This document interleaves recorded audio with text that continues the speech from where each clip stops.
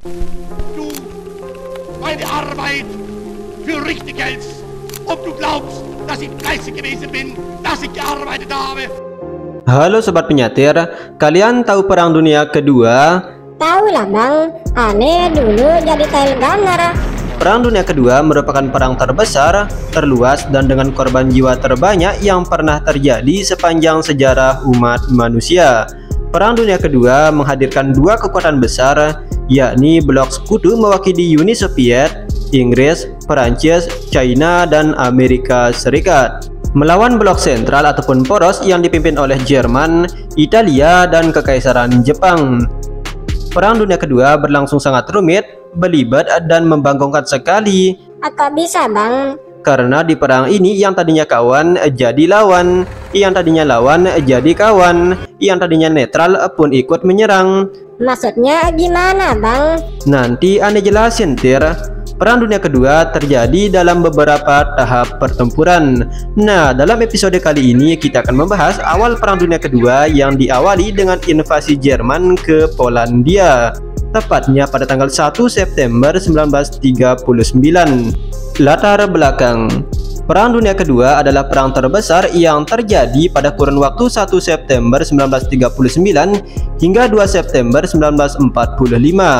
Perang ini dimulai dengan invasi Jerman pada tanggal 1 September 1945 ke Polandia. Kira-kira kenapa Jerman menginvasi Polandia?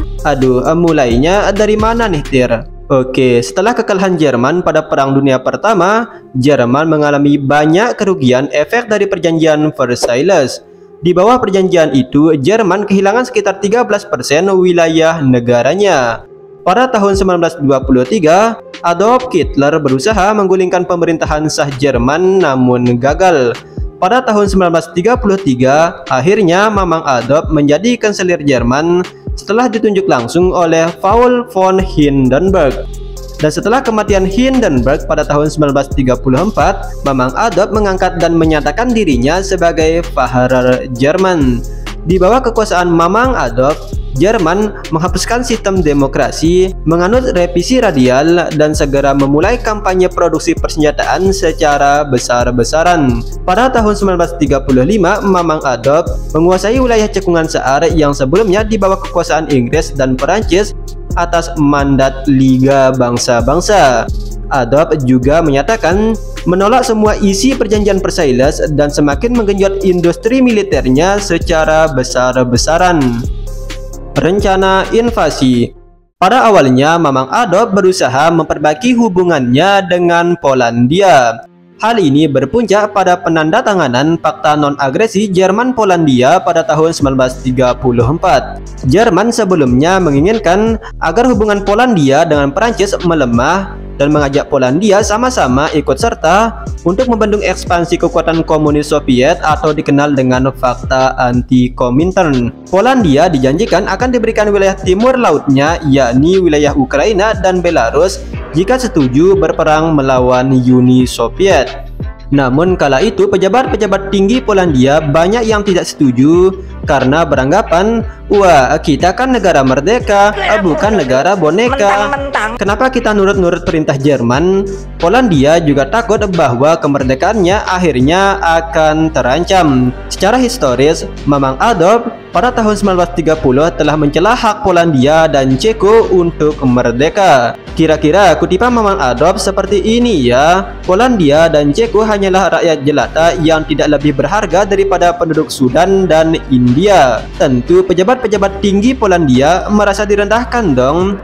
Malah mau kerjasama. Pada tahun 1937, Jerman mulai meningkatkan tuntutannya terhadap wilayah Danzig, sambil mengusulkan agar jalan raya ekstrateritorial dibangun untuk menghubungkan Prusia Timur dengan Jerman secara langsung. Rencana pembangunan jalan ini melewati wilayah koridor Polandia. Tentu tuntutan ini ditolak oleh Polandia dong, karena takut setelah menerima tawaran ini, Jerman akan semakin semena-mena dan kehilangan kemerdekaannya seperti Ceko. Para pemimpin Polandia menolak dan menyatakan tidak percaya ke Mamang Adolf. Pada tahun 1939, 1939, Inggris semakin waspada terhadap tindakan-tindakan Jerman ini. Dan akhirnya pada tanggal 31 Maret 1939, Inggris, Polandia, dan Perancis melakukan perjanjian aliansi militer yang menyatakan jika salah satu negara diserang oleh Jerman, maka mereka semua akan melawannya. Sementara itu, di sisi lain, Perdana Menteri Inggris Neville Chamberlain dan Menteri Luar Negerinya Lord Halifax masih berharap Lord Adolf Hitler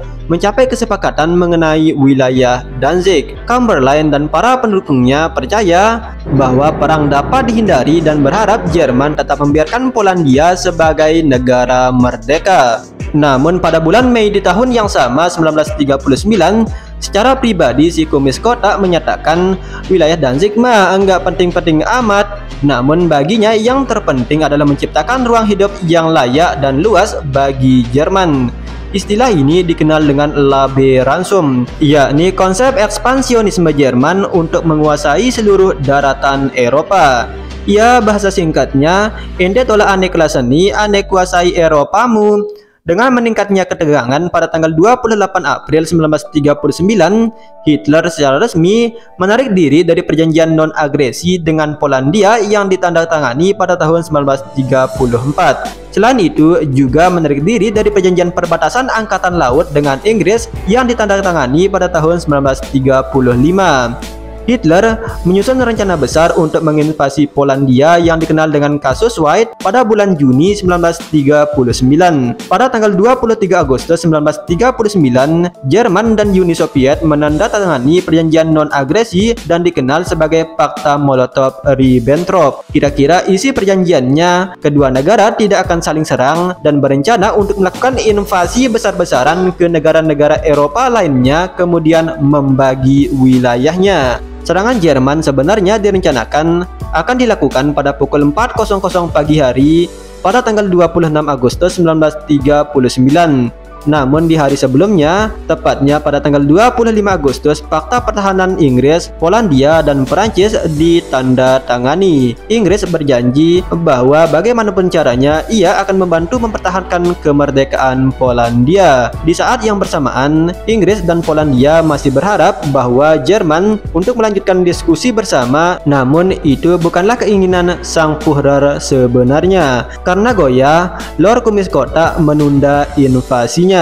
Namun pada tanggal 25 hingga 26 Agustus, kelompok sabotase Jerman tidak mendengar apapun tentang penundaan invasi, sehingga mereka melakukan invasi duluan terhadap celah Jablunkov dan stasiun kereta api Mosti di Silesia. Secara cepat tentara Polandia dapat memukul mundur mereka. Pada tanggal 29 Agustus, atas permintaan Inggris, Jerman mengeluarkan tawaran diplomatik terakhir dengan persyaratan bahwa perwakilan Polandia harus datang ke Jerman keesokan harinya. Proposal tuntutan Jerman tersebut dibacakan kepada Duta Besar Inggris Neville Henderson.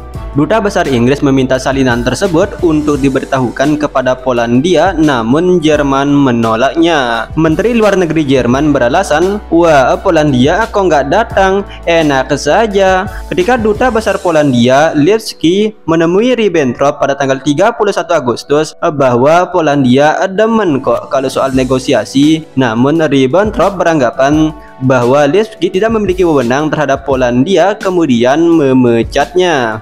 Kemudian saat itu disiarkan bahwa Polandia menolak jalur diplomasi dan negosiasi dengan Jerman. Adolf Hitler mengeluarkan perintah untuk sesegera mungkin melancarkan invasi ke Polandia. Pada tanggal 31 Agustus 1939, organisasi paramiliter Jerman Schutzstaffel berpura-pura menyamar menjadi tentara Polandia, kemudian menyerang wilayah Jerman. Tragedi ini juga dikenal dengan insiden Gleiwitz, yakni sebuah serangan palsu untuk membenarkan invasi Jerman ke Polandia. Pada tanggal yang sama, secara resmi, Adolf Kotak menyatakan permusuhan dan akan melakukan invasi ke Polandia secepatnya. Invasi berjalan. Setelah berbagai insiden yang sengaja dibuat-buat Jerman untuk membenarkan invasinya ke Polandia, akhirnya pada tanggal 1 September 1939, tepatnya pada pukul 4:45 pagi hari, Jerman melancarkan invasinya. Serangan utama terjadi dari kapal perang Pra-Dreadnought Aduh, lanjutannya kalian baca sendiri dah. Menembaki depo transit militer Polandia di Westerplatte, kota bebas Danzig. Sementara itu, unit darat Jerman telah lebih dahulu melakukan penyeberangan perbatasan lintas negara. Di sisi lain, Angkatan Udara Jerman Luftwaffe menyerang sejumlah target militer dan sipil di Wellum, menjadikannya pengeboman besar-besaran pertama pada awal invasi. Pada pukul 8.00 pagi hari, pasukan Jerman menyerang desa Mokra di Polandia. Jerman menyerang Polandia secara besar-besaran mulai dari barat, utara, dan selatan dengan bantuan Slowakia. Ketiga arah serangan tersebut sama-sama bergerak menuju ibu kota Polandia di Warsawa. Sesuai perjanjian aliansi, Inggris dan Perancis menyatakan perang terhadap Jerman pada tanggal 3 September 1939. Ya, meskipun pada awal pertempuran Inggris dan Perancis gagal memberikan dukungan berarti bagi Polandia. Perancis bertempur kecil-kecilan di perbatasan dengan Jerman. Meskipun 85% kekuatan Jerman dipusatkan untuk invasinya di timur, tepatnya Polandia, namun sisanya berhasil membendung kekuatan Perancis di perbatasan. Polandia awalnya memperoleh kemenangan kecil-kecilan di perbatasan. Namun karena keunggulan teknis Jerman, baik dari kuantitas dan kualitas tentara, persenjataan, kendaraan tempur, dan pesawat tempur secara cepat merenggut kemenangan kecil milik Polandia. Luftwaffe Jerman secara cepat menghancurkan landasan udara dan situs peringatan dini milik Polandia. Kehancuran ini menyebabkan kurangnya pasokan logistik dan kekalahan kecil di berbagai perbatasan. Pada tanggal 8 September 1939, salah satu korps lapis baja Jerman, Reichenau, telah maju mencapai pinggiran Warsawa. Pada tanggal 9 September, Heinz Guderian yang memimpin tank Angkatan Darat ketiga Jerman telah mengepung Warsawa. Sementara itu, pasukan Polandia terpecah-pecah menjadi beberapa bagian, tidak terkoordinasi, ada yang mundur, ada yang menyerang. Mundur pun ada gempur Soviet, Bang. Pokoknya nggak kompak yang menyebabkan pertahanannya mudah dikalahkan. Sementara itu, pasukan-pasukan Jerman kali ini di bawah komando utama Adolf Hitler memperbolehkan menggunakan Verpitin dan metamfetamin secara luas. Singkatnya pakai doping, Bang. Bener, Tir. Obat ini memungkinkan pasukan Jerman hilang rasa takutnya, pergerakan secara konstan, dan pasukan Jerman tidak perlu tidur selama beberapa hari. Pada tanggal 10 September 1939, Panglima tertinggi Polandia, Marskal Edward Ryczmicki, memerintahkan pasukannya untuk mundur ke tenggara, yakni menuju jembatan Rumania. Pada tanggal 13 September, Warsawa telah dikepung habis-habisan oleh Jerman. Warsawa telah luluh lantas setelah digempur habis-habisan oleh pesawat pengebom Jerman. Pada tanggal 24 September, Jerman kembali mengebom Warsawa dengan lebih dari 1.150 pesawat tempur. Di sisi lain, udah digempur dari barat, Uni Soviet atau Mamang Stalinium juga ikut menggempur Polandia dari sebelah timur. Setelah berakhirnya konflik Soviet-Jepang 15 September 1939, yakni pada pertempuran Khalkhin-Gol dan perjanjian gencatan senjata pada tanggal 16 September 1939, akhirnya Bapak Stalinium bisa lega dan menarik seluruh pasukannya yang di timur dengan segera untuk diarahkan ke invasi Polandia. Meskipun begitu, pada tanggal 17 September 1939, aku nggak ada cutinya, Bang. secara cepat Uni Soviet melakukan pengepungan ke Polandia dengan lebih dari 800.000 tentara merah. Tentara Merah mengepung wilayah timur Polandia yang secara resmi juga melanggar Fakta Non-Agresi Soviet Polandia pada tahun 1932. Saat perwira-perwira Polandia berusaha mempertahankan kotanya dan akhirnya menyerah, termasuk Jenderal Józef Olżyna Wilczynski dieksekusi secara massal. Invasi Soviet ini meyakinkan bahwa Polandia telah kalah. Namun pemerintah Polandia kala itu menolak untuk menyerah. Mereka memerintahkan semua unit kekuatan yang masih tersisa untuk dievakuasi dan mengatur ulang strategi di Perancis. Sementara itu, pasukan Polandia yang mencoba bergerak menuju Rumania dihadang oleh pasukan Jerman dari tanggal 17 hingga 20 September 1939. Ditambah lagi, intervensi pasukan Soviet membuat pasukan Polandia akhirnya menyerah. Dan sesuai Fakta Non-Agresi Jerman-Soviet, kedua negara negara tersebut membagi Polandia menjadi dua bagian. Pada tanggal 6 Oktober 1939, akhirnya sisa-sisa pertahanan Polandia berakhir. Kerugian perang ini ya tentu sama-sama merugikan dong. Namun karena kuantitas dan kualitas kekuatan Jerman yang lebih superior, membuat kerugian di pihak Polandia jauh-jauh lebih besar. Di pihak Polandia kehilangan sekitar 66.000 tentara tewas, 420.000 tentara ditangkap oleh Jerman, dan 240.000 diantaranya ditangkap oleh Bapak Stalinium. Beberapa diantaranya dijadikan budak kerja paksa dan sebagian besarnya dieksekusi. Selain itu, sekitar 132 tank Polandia hancur dan sekitar 327 pesawat tempur. Sisa-sisa tentara Polandia melarikan diri ke Rumania dan Latvia. Sementara di pihak Jerman, karena memiliki kekuatan yang lebih superior baik secara jumlah maupun kualitas, Jerman kehilangan sekitar 17.269 tentara tewas, 236 tank, 800 kendaraan tempur, dan 246 pesawat tempur. Sedangkan sekutu porosnya Slovakia kehilangan sekitar 37 tentara tewas, 114 orang luka-luka, dan 2 pesawat tempur. Di sisi lain, Uni Soviet yang melakukan serangan dari arah timur juga mengalami kerugian, namun enggak rugi-rugi amat lah. Iya, sekitar 1.475 tentara merah tewas, sekitar 2.383 luka-luka, dan hanya kehilangan 43 tank. Kampanye invasi Polandia ini yang dilancarkan oleh sang diktator kejam, Mamang Adolf Hitler, merupakan langkah utama Jerman dalam menciptakan apa yang dikenal dengan Labe-Ransum, yakni ruang hidup, wilayah, kependudukan, pokoknya simpelnya pengen nguasain Eropa dah dengan cara ekspansi kekuasaan, atau lebih simpel lagi, invasi ke negara-negara Eropa lainnya. Tentunya hal ini dilakukan guna mencukupi ruang hidup bagi bangsa Jerman yang dianggap oleh Mamang Adolf sebagai ras yang lebih unggul, dan ras-ras lain di Eropa harus dimusnahkan. Tentu dalam kampanyenya ini menimbulkan korban jiwa yang sangat banyak, bukan hanya dari pihak militer namun warga sipil. Kerugian warga sipil. Sejak awal hari pertama invasi, Angkatan Udara Jerman, Luftwaffe, menyerang target sipil diantaranya wanita dan anak-anak. Kalau yang pria jangan ditanya dah. Pada pengeboman Warsawa, sekitar 6.000 hingga 7.000 warga sipil menjadi korban. Iya, tentara-tentara Jerman baik Schutzstaffel dan tentara darat reguler Wehrmacht membunuh puluhan warga sipil Polandia selama pendudukan di desa-desa kecil. Kemudian warga-warga sipil Polandia lainnya yang dianggap pro pemerintahannya dieksekusi di berbagai tempat dengan total 760 camp eksekusi. Secara keseluruhan sekitar 150.000 hingga 200.000 warga sipil Polandia menjadi korban. Selain itu, karena sebagian besar tentara Jerman adalah lelaki, mereka pengen ijik-ijik dong.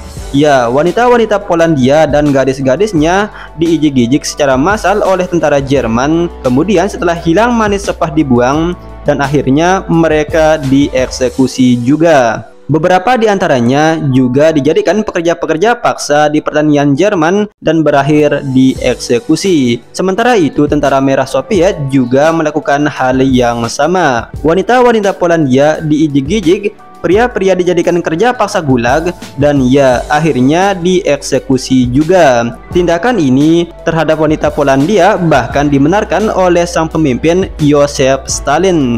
Pada awal-awal pertempuran, Perancis dan Inggris tidak memberikan dukungan berarti bagi Polandia, sehingga orang-orang Polandia percaya bahwa mereka dihianati oleh sekutunya. Menteri Luar Negeri Inggris Lord Halifax hanya mendeklarasikan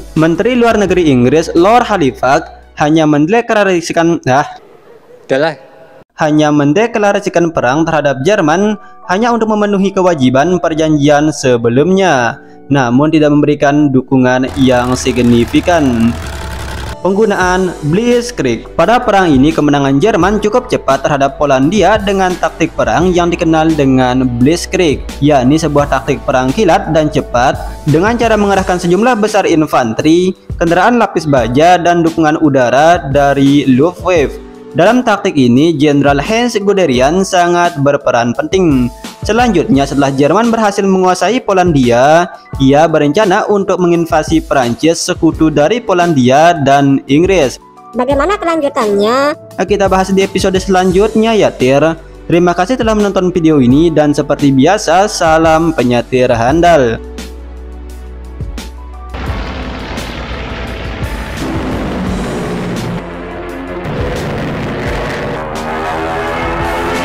Awas jatuh.